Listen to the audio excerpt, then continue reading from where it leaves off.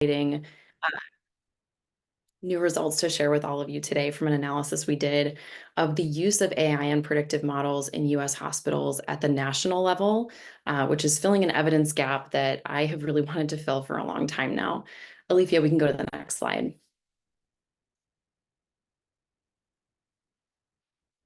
But this work was driven in part by the way that the AI landscape currently looks.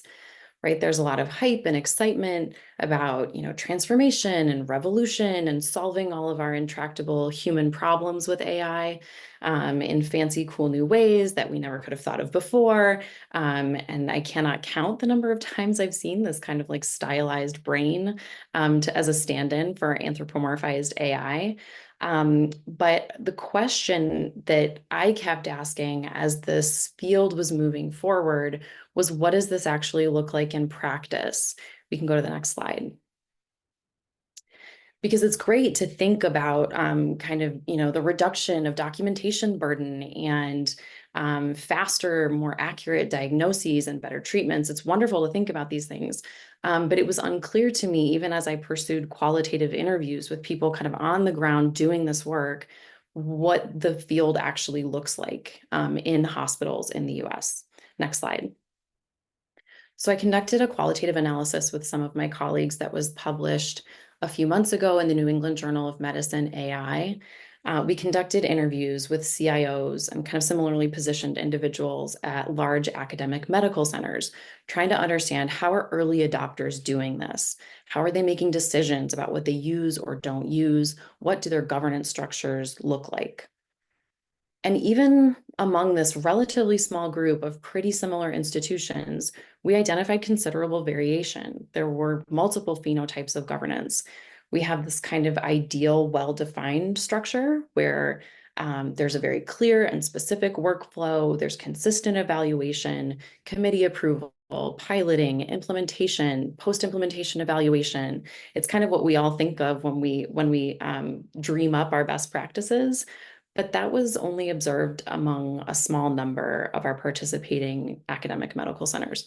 More commonly, we were hearing about this emerging approach where an existing clinical decision support committee, for example, was beginning to engage with predictive models or AI. It was kind of hit or miss. We weren't always hearing about local evaluation, and post-implementation evaluation was also incredibly spotty. That was kind of the most common approach that we heard about.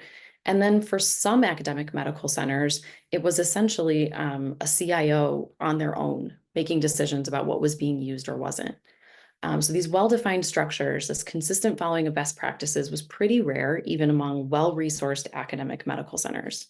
Next slide. So the question was, what does it look like in institutions that don't have similar resources?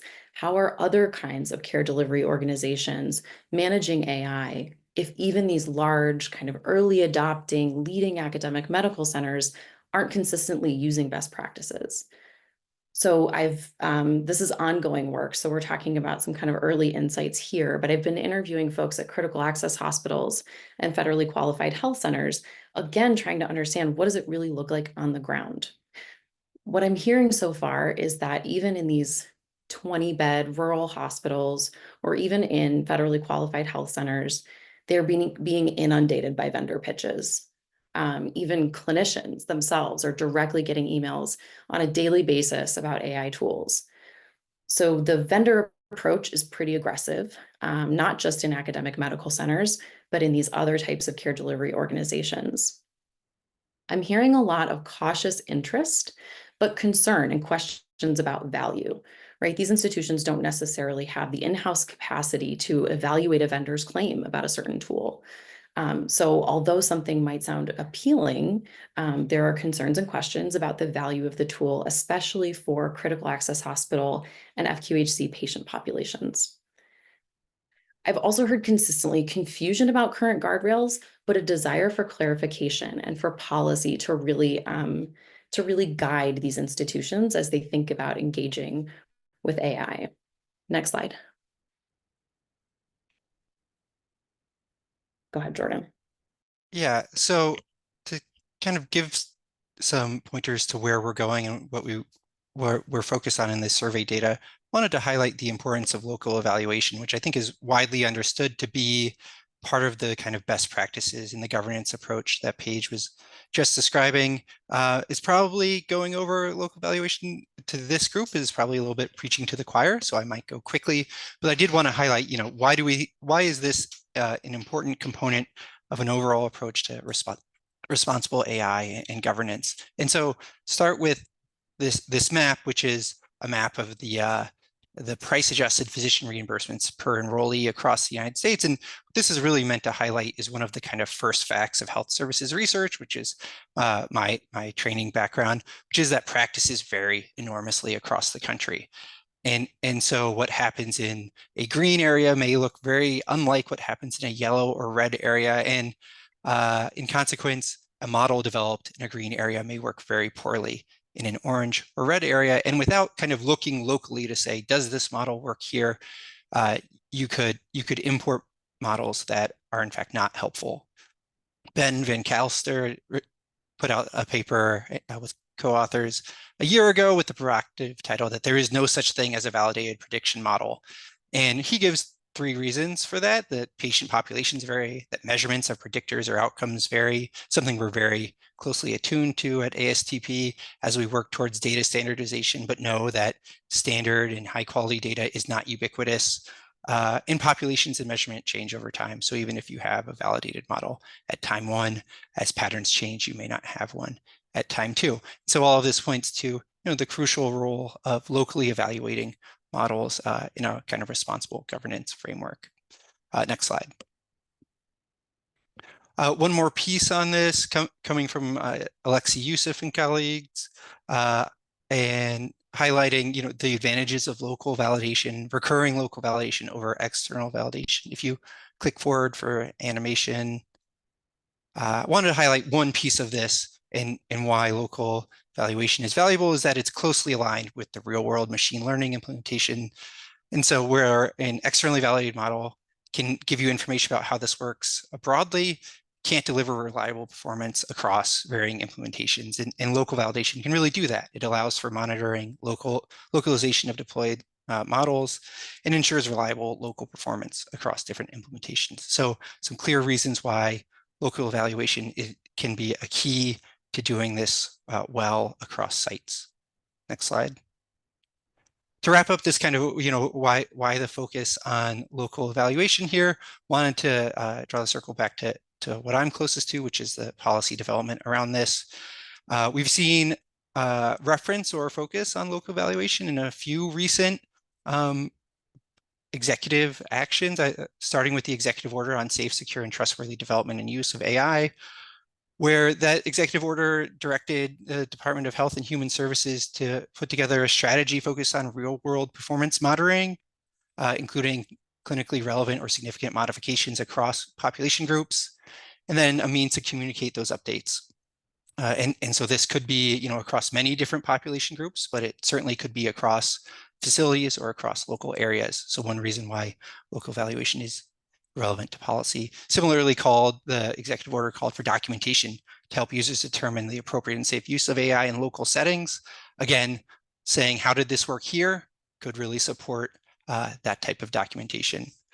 FDA has focused on the issue of local evaluations and locally retrained models in their predetermined change control plan, which really aims to give developers of device software functions an ability to pre-specify how and when they'll update these models, including, in an example they provide, updated or retrained for clarity in local experience and prevalence. So really focus on, you can tell us how you're going to update this model based on a local experience or a local prevalence of a disease, and that can be part of your FDA process. Finally, the Office of Civil Rights in their recent 1557 rule said pretty clearly that covered entities, that is, in many cases, healthcare providers, have a duty to make reasonable efforts to mitigate the risks of discrimination resulting from patient care decision support tools. And this, by putting that duty on the healthcare providers themselves, one of the ways you might do that is through looking at your data and seeing if it works, rather than the position of a developer who might be able to do this in broader data. So another way local evaluation is very relevant to the policy discussions around this. Next slide. I would be remiss coming from ASTP if I didn't highlight HTI-1, a recent final rule that we put out, which requires that developers of certified health IT provide specific information for the predictive decision support interventions, so the predictive models that they supply to their customers as part of their certified health IT module. And down here in blue, 26 through 29, we highlight specifically that developers should, if they have it, provide information on how these models were validated in local data, the results of that validation, how they were tested for fairness in local data, and the results of that fairness evaluation. And so, I think across these varied policy emphases, you see a focus on incentivizing, requiring, or pushing folks to think more closely about local evaluation. And so I think really important to consider how often is that happening? And that's really what we set out to answer. Next slide, and I'll hand it back to Paige.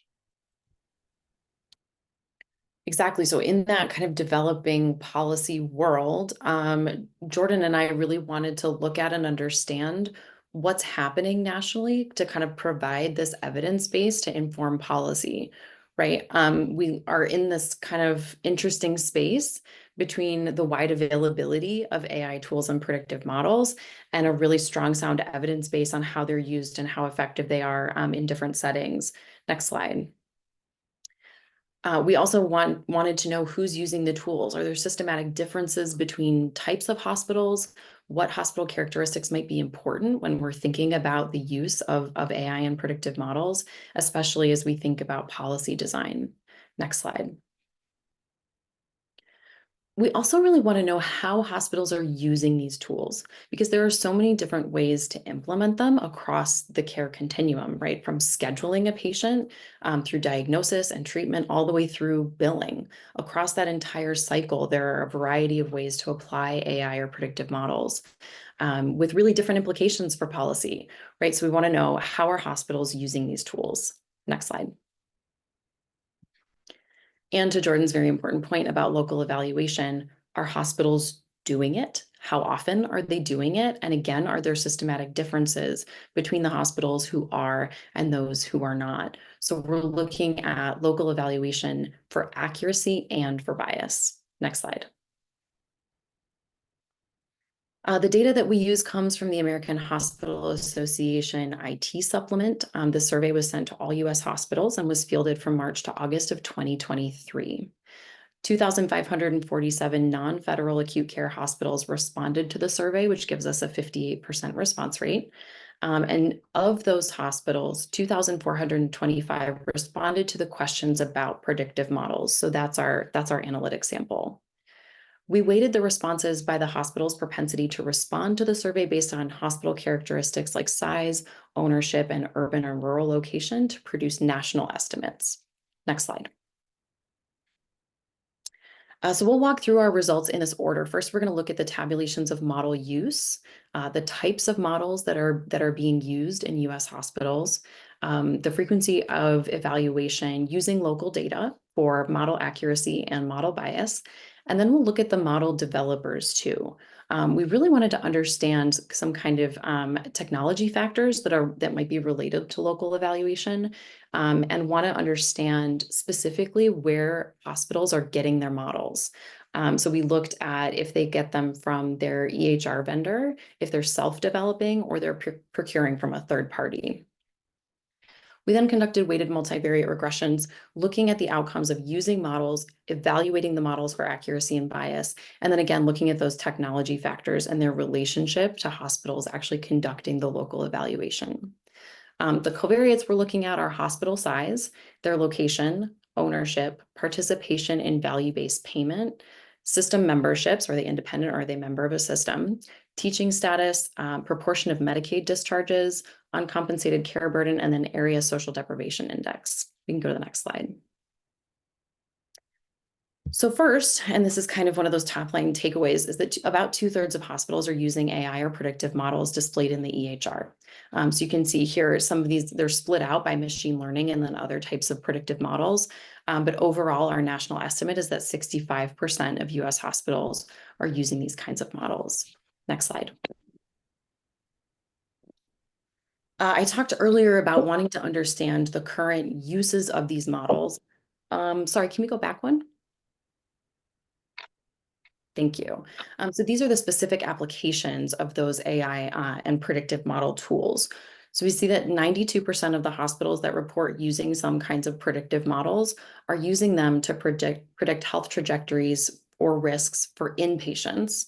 And then 79% are using them to identify high-risk outpatients to inform follow-up care.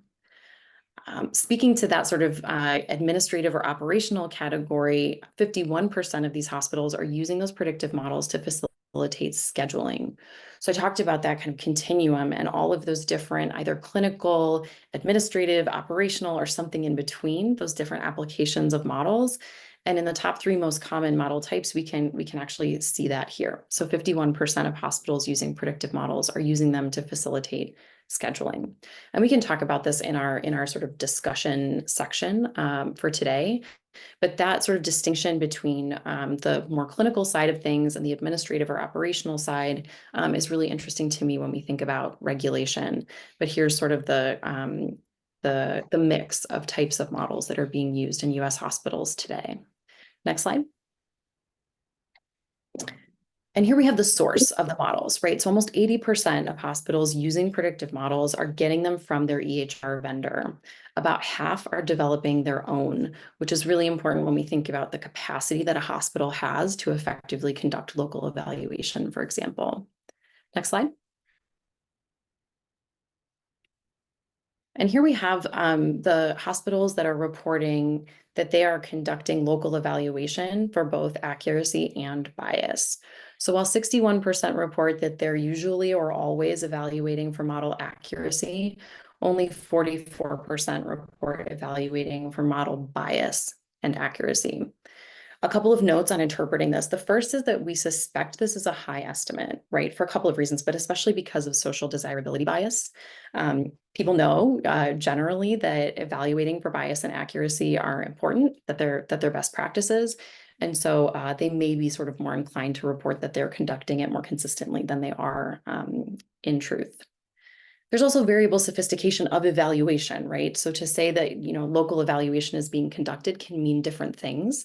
This is where, for me, as a mixed methods researcher, qualitative work can be really informative because, different respondents may mean different things when they say local evaluation. There's probably a little variation under those categories. But again, the top line takeaway, 61% are reporting evaluation for accuracy and 44% for bias, or both bias and accuracy. Next slide. Okay, and I'm going to hand it over to Jordan.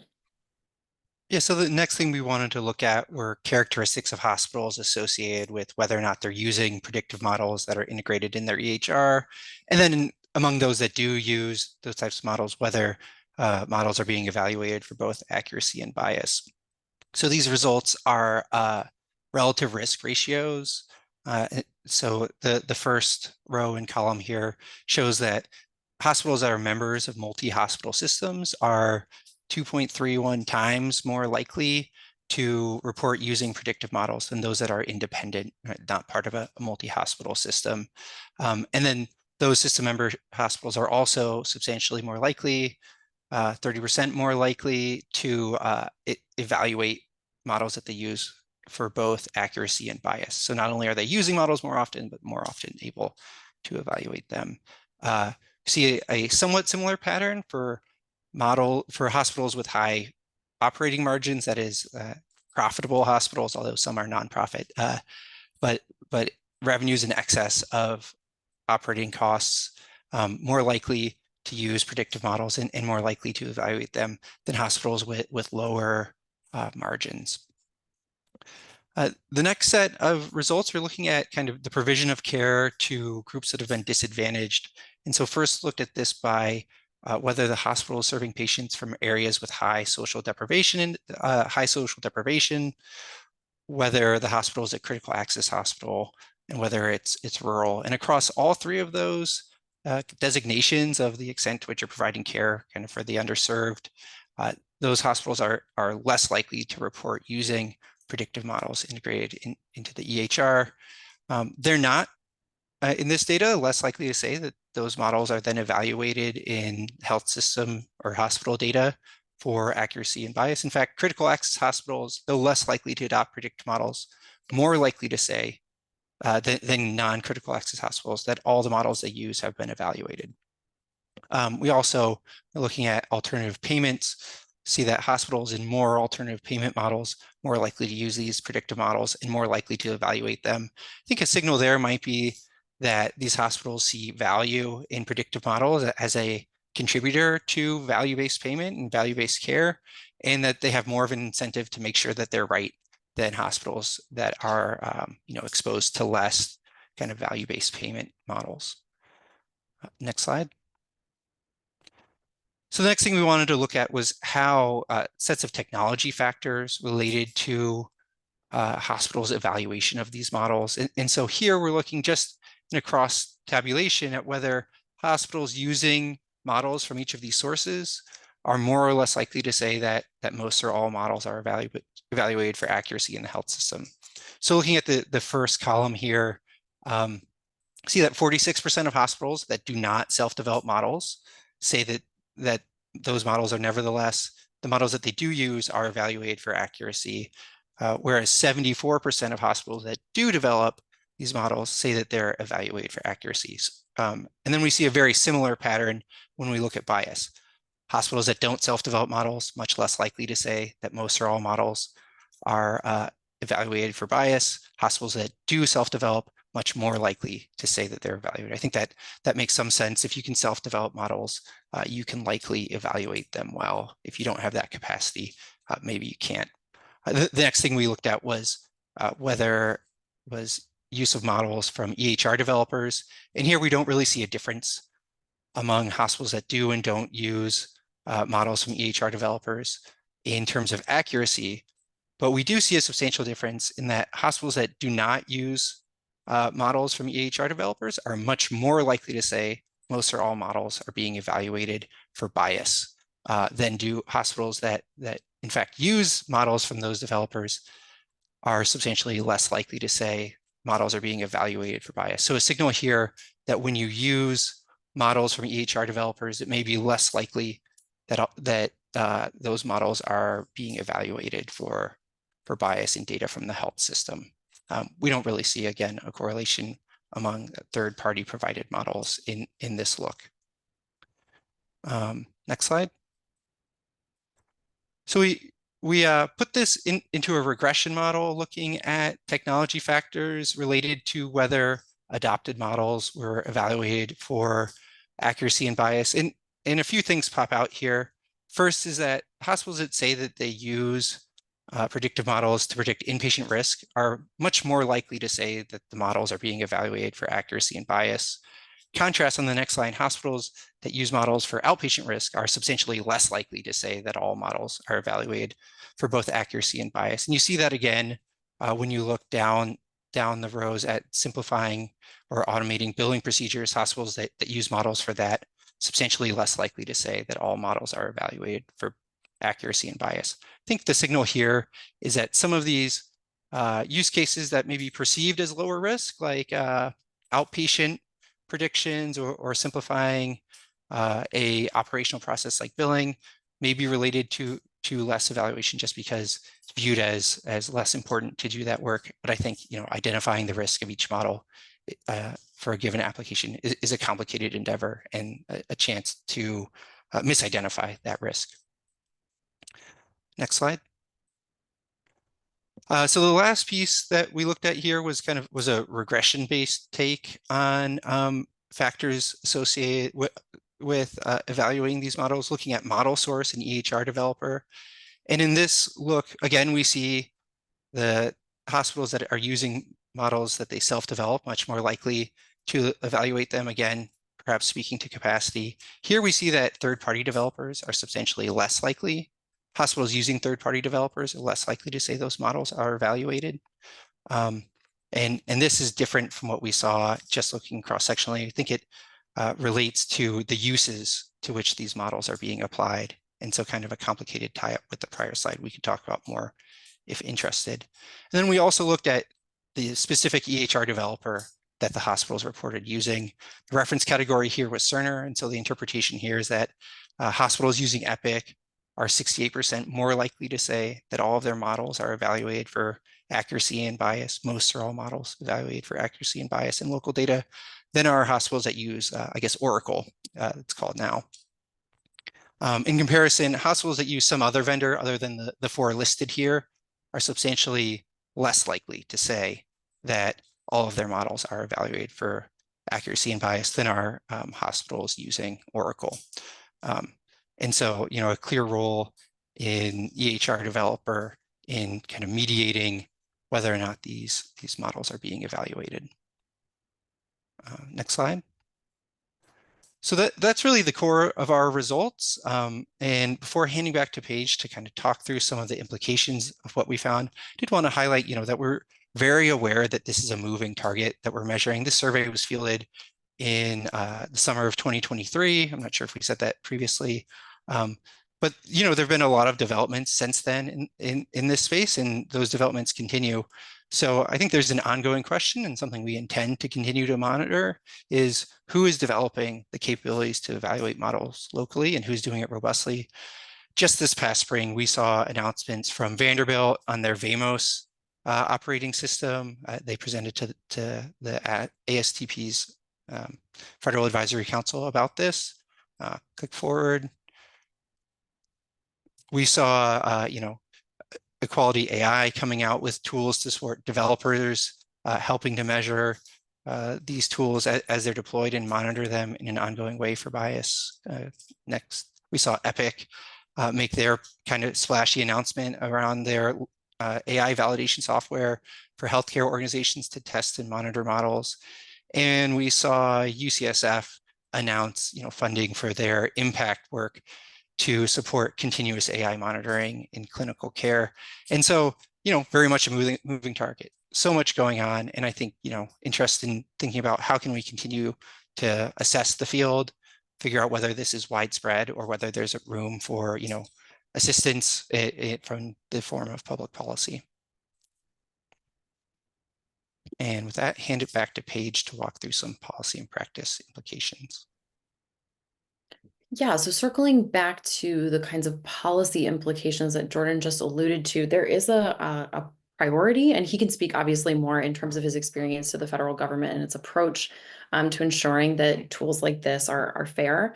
But I use an abbreviation on this slide of FAVES, which comes from the federal government. It's fair, appropriate, valid, effective, and safe, right? So if this is our policy priority, Jordan and I have kind of framed the policy implications from this analysis around that concept, right? About ensuring that models, that AI tools are fair, appropriate, valid, effective, and safe. So if we kind of take our findings piece by piece, first, 65% of US hospitals are using these models. So if we're thinking about that just in terms of its impact on patients, that means millions of patients in the United States, their care and their experience of the healthcare system is being affected by these tools. And because of that, sort of just in terms of sheer numbers, in terms of sheer impact, we see a role for policymakers prioritizing oversight here. And again, I think that's across the kind of clinical to administrative and operational spectrum, right? Like we mentioned, these tools can shape all kinds of aspects of patient care. And so because of the breakdown that we saw of the types of models that are being used, I think there are different ways to do so across each of those model types. Another one of those findings that we walked through was that critical access hospitals and rural hospitals are less likely to use these models. The same is true of independent hospitals and hospitals in the top quintile of hospital service area social deprivation index. So we see that these healthcare delivery organizations that are serving underserved populations are not using models as often as hospitals with high operating margins or those that are part of a sort of larger health system. That could indicate that there's a lack of these FAVES models available to these institutions, or it could indicate that these institutions are unsure of whether those models are available to them. I talked in the beginning about the qualitative findings on sort of a lack of access to the technical capacity required to sometimes evaluate or build these models. And so we could be seeing that showing up in our data. In terms of policy implications, policymakers here can focus limited resources on expanding capacity for these organizations and ensuring that FAVES models are available to them. There's also obviously a role for industry here when we're talking about expanding capacity for these organizations. Next slide, please. When we think about evaluation, Jordan described the sort of various reasons that local evaluation is so important. But what we observed was that hospitals in that top quintile of operating margins were more likely to evaluate the tools that they're using as our system members. Right? Those independent hospitals were less likely to report evaluation. The hospitals that have the capability to self-develop models are more likely to evaluate, and then hospitals using the third-party developed models were less likely to evaluate. So when we're thinking about policy that can encourage following best practices, when we think about policy that can sort of motivate or incentivize local evaluation, the most important thing that we observe in our study is that access to resources is really important. And so if we want to kind of have the biggest impact, the idea here is that those hospitals that don't have the resources need access to that kind of capacity. Let's go to the next slide. Another one of those kind of top line key takeaways is that 44% of hospitals using models are evaluating them for bias and accuracy. This is much lower than what we would like to see. It's much lower than what we know would indicate best practices consistently and robustly being followed, right? So urgent intervention here, I think, is needed to ensure that best practices are followed, to make sure that these models are faves, right? That they're fair, that they're effective, that they're safe, and that patients are being protected equally across healthcare settings. I think one thing that we haven't quite touched on yet is the concern about an organizational digital divide here. We see hospitals with greater resources that are part of systems, who have higher operating margins. We see them sort of more consistently saying that they're using these tools and that they're locally evaluating them. What we're concerned about is that gap stands to widen, that this digital divide between the very well-resourced organizations and those critical access or rural hospitals, those who aren't in the top quintile of operating margins, that gap between use and evaluation and ensuring that patients are safe and that these tools are fair, that gap may widen. And so part of the goal of this work is to identify that digital divide, but then also to hopefully motivate intervention before that gap sort of continues to yawn. But we can certainly discuss that together. We can go to the next slide. Thank you very much for your time and attention. Jordan and I are happy to take questions. And I did see one that popped up in the chat just now.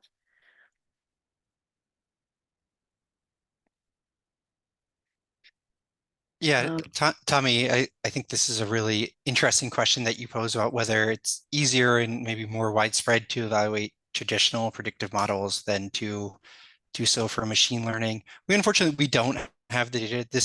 These are brand new questions that we added for 2023, so we can't look back in time. We do separately ask about the use of traditional predictive models and machine learning models in the survey. So maybe we could look at rates reported by hospitals that only used traditional models and didn't say that they used the ML models. My personal hunch would be really interested in this group's take, but my hunch is that over time, the focus on evaluation and issues of model bias and even the capability to look locally at data has increased. And so I kind of think that an opposite dynamic from what you propose maybe going on, where like a rising tide is lifting all boats and people maybe looking back at the Apache or Lace Plus or whatever and saying, hey, we've been using this for 20 years and it doesn't work. We should do something about it. So yeah, we don't necessarily have the data to speak to it, but I think it's a really interesting dynamic. Yeah, and I think points to really important future work too in terms of longitudinal analysis. Jordan made the point, and we were talking about this a few days ago, that it will be really important to continue this type of data collection over time, precisely because, as he mentioned, the field is moving quickly. And additionally, I think because of things like HTI-1, we want to see if there's some kind of relationship between those kinds of regulations and the behavior that hospitals are reporting in terms of use and evaluation. I think we have a hand up.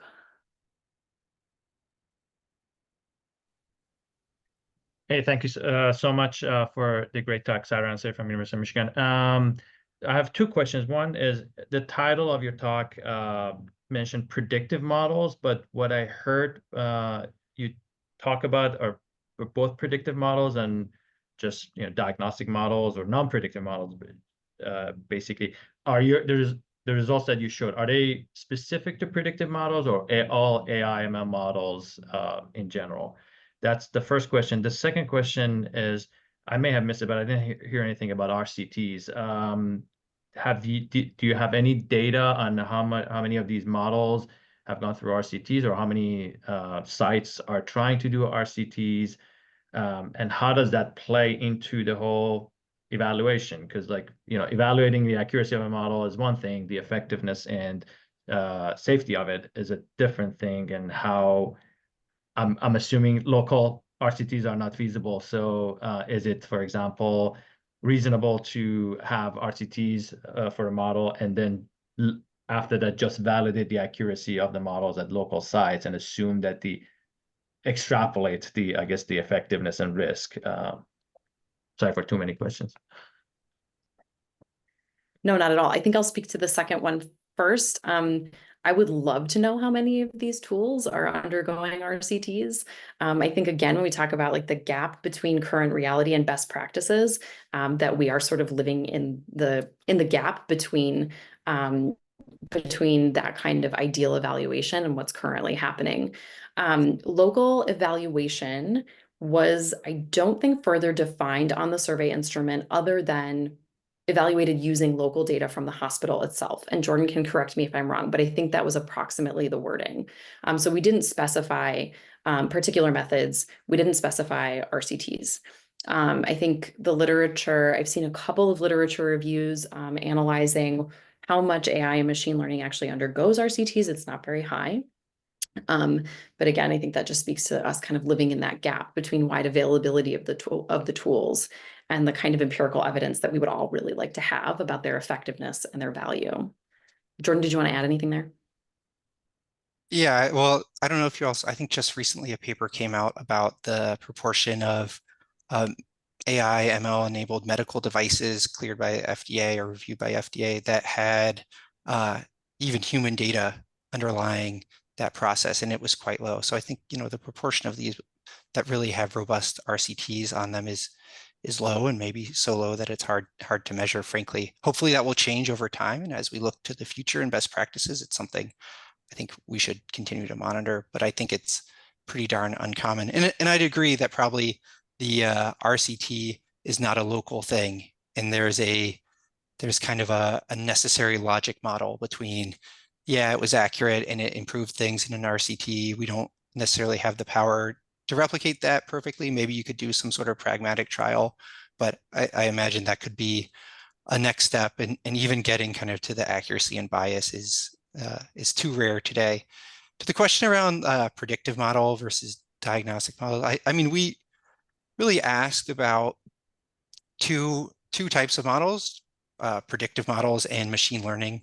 Like I'm trying to find the exact question, but it's non-ML predictive models or machine learning based predictive models. We didn't specify kind of the type how they're used beyond that, except for, once we ask, do you use either of these model types? What do you use them for? So hopefully that answers that component of the question. Thank you. I think there's another question in chat. Is there any ongoing past effort in the healthcare community to standardize what local validation process means for a clinical predictive model? seems as though mixed method research and qualitative analysis judging the quality of validation demands much time and resource, and that is not possible with health delivery organizations. Yeah. Yes, that point is well taken, despite my love for mixed methods research.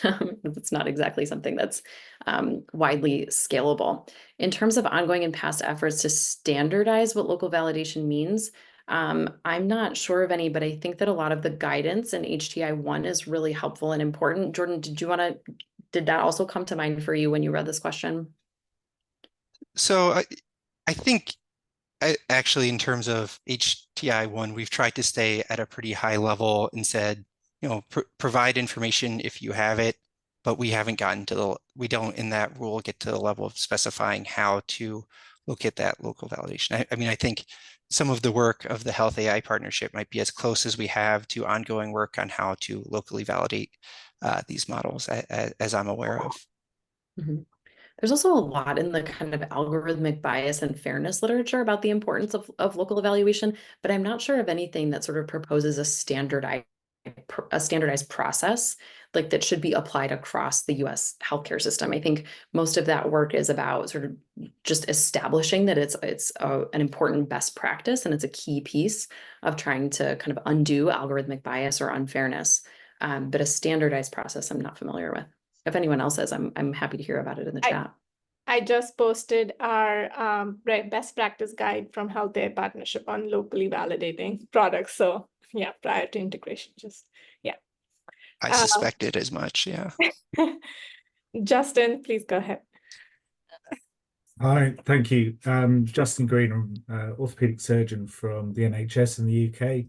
We've got a lot of interest around ML models and predictive models, both in terms of patient care.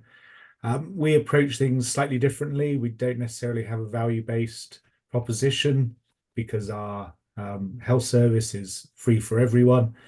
However, we do look at evaluating services, tools, models in terms of their fairness, their predictive capabilities, but also around how they influence the care that's given to patients when clinicians, physicians are presented with results. Just wondering, I haven't seen much of that in terms of this at local evaluation, but I'd love to know what your thoughts are on that and how that can be incorporated into local evaluation or larger evaluation studies across multiple sites. Yeah, I think it's a great question. Actually, we updated this survey in the field right now, and in that we ask about post-deployment monitoring, although we don't specifically say post-deployment monitoring for benefit or actions taken. I mean, it's a little bit parallel to the clinical trial question, right? Asking about impact. I think it's something I'd be interested in measuring in the future. I agree that I haven't seen a ton on how to assess that well. That is in the UCSF project that I highlighted. I think their goal is very much to move beyond kind of the technical accuracy and bias things that we present and to a system for monitoring how it changes behavior. But I think, the challenge with survey research is you got to measure what there's at least some signal that folks are doing. And my sense, at least, in prioritizing these questions is that remains kind of a forward-looking best practice. I think that resonates with my qualitative work as well, Jordan. I think even the idea of post-implementation monitoring, I think maybe 4 out of 13 academic medical centers even discussed it as part of their governance efforts.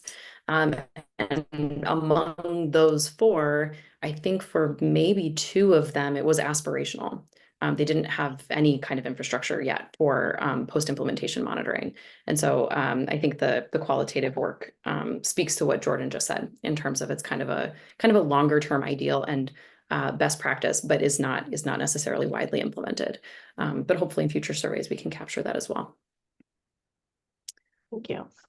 And I see a comment from Dr. Cortez. Jennifer, do you want to unmute and just say that to the community? Sorry, I'm sorry, it's kind of long, but I just wanted to highlight, I kind of try to follow, I try to follow a lot of these AI conversations, and I'm really excited about the possibilities for those of us who are in more rural settings. But I think it's important for people to just also consider that there's already a pretty significant tech divide. We don't even have reliable internet half the time. We're constantly getting disconnected. There's just really limited IT infrastructure. We've got a long way to go with our data quality. And so just something to consider, when we're talking about the AI pieces there are some additional pieces that I think kind of go along with it in terms of trying to help us all decrease the digital divide. Yeah, I think it's a great point. And kind of building on your point about data quality, something that I've been hearing a lot from colleagues at federally qualified health centers is that there's a considerable reporting burden, right? So not only are they kind of concerned about data quality, but there is also a lot of data reporting that's required of them because of the type of organization that they are. It requires a lot of time and a lot of effort. In addition to kind of like broader workforce challenges. And so there's this kind of tricky dynamic where if AI tools, some of them could really provide meaningful efficiencies and do so equitably, these are some of the organizations that could stand to benefit the most. But at the same time, there's a real challenge in ensuring that these tools function properly and equitably, and that these organizations have the capacity to conduct the evaluation that they want to conduct to make sure that these tools are actually working properly for their patients. So thank you for pointing out some of these tensions and major challenges. I think they deserve considerable policy attention.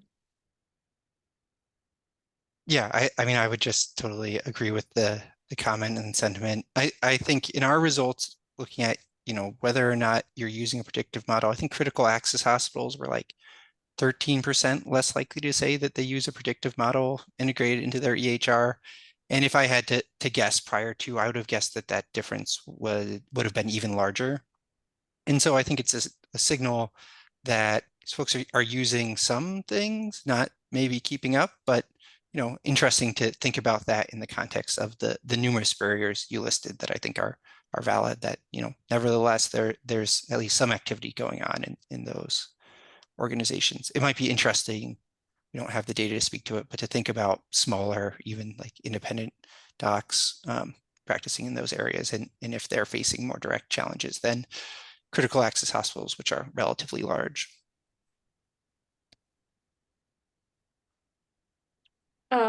There's another question in the chat. Can you talk more about potential difference in locally evaluating clinical versus more administrative type of AI models?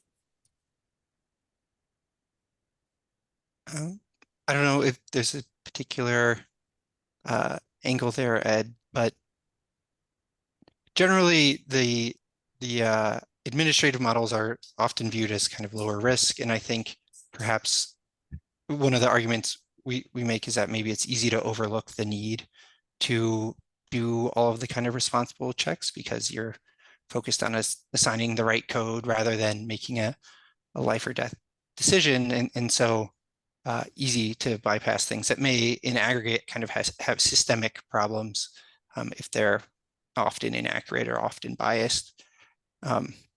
So that's one difference, but I don't know if you had something more specific in mind, if you could speak to it. Or Jordan, it's kind of along the line that you mentioned. I mean, maybe a hidden danger is the like you said, overlooking the need to perhaps locally validate more administrative-like AI models. But of course, most of those are blends. So, for example, you had an earlier slide around I forget, it was bed prediction or hospital stay prediction, something like that. Of course, the data that come from that probably are clinical, or the reason for doing that is probably clinical, and so there's probably some overlap there that will require local validation as well. Yep. Yeah, I certainly think so. Part of this kind of administrative and operational versus clinical distinction and the kind of policy interest in it comes out of a national survey that I did with some colleagues, trying to understand public comfort or discomfort with various predictive models. And kind of a surprising finding that came out of it was that the public in general is less comfortable with administrative models like predicting missed appointments and paying medical bills than certain clinical applications.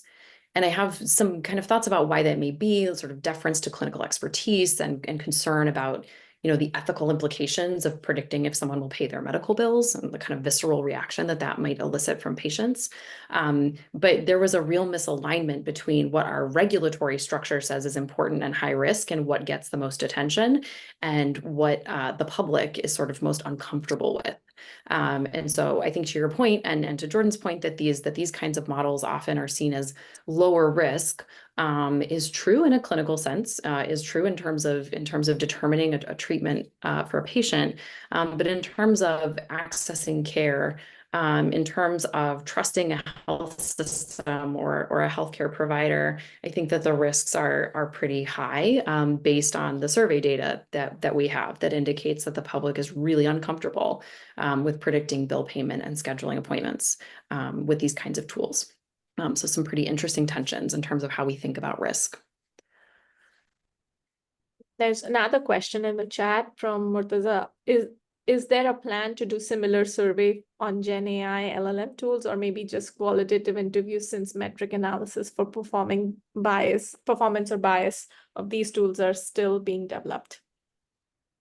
Yeah, I mentioned we have updated the survey for 2024, and we added a question about whether hospitals are using or planning to use generative AI in the next year. In really early kind of data quality checking data from that, we saw that a third of hospitals say that they're currently using a generative AI model integrated in their EHR, and another third of hospitals say that they will within a year. So, in the data we presented here, 2/3 of hospitals say they use predictive models at all integrated into their EHR. And in a year, 2/3 of hospitals will say they're using a generative AI model integrated into their EHR. So we have that data coming on kind of uptake of those models. But to your point, we did not include questions about what type of performance or bias checking is being done for those models, because it is so emerging. And one of the challenges with these surveys is asking questions that respondents can knowledgeably answer.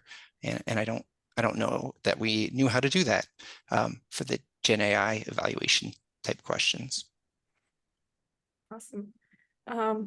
Thank you. Maybe we can take one last question from the questions we received before the talk, so during registration. So one of the questions that popped out to me was, how much do you think the hospitals need to prepare to do monitoring and evaluation given the baseline? And also, did you see any indications of systems being put in place for reporting issues with the tools by the end user or even patients?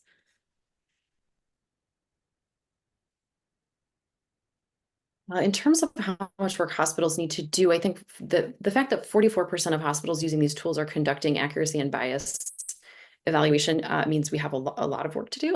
I think that the goal is to have all of these models evaluated to make sure that they're safe and appropriate for patients. Do you mind repeating the second part of that question, Alethea? I think the question was, did you see any indications of systems or processes being put in place to report issues or concerns or events with the AI tools by the end users or the patients, even for LLM tools? I don't know. Yeah, so we didn't capture that in the survey. I could only speak to the kind of qualitative findings from interviews. Jordan, I'm not sure if you have any other kinds of insights on this, but systems or processes for reporting issues, it wasn't on the survey. The sort of minority of academic medical centers that I interviewed that have really well governance structures, I think only 2 or 3 of them actually discussed a process for reporting and managing issues. And that typically was based on their internal capacity to fully evaluate a model or to build a new one, actually.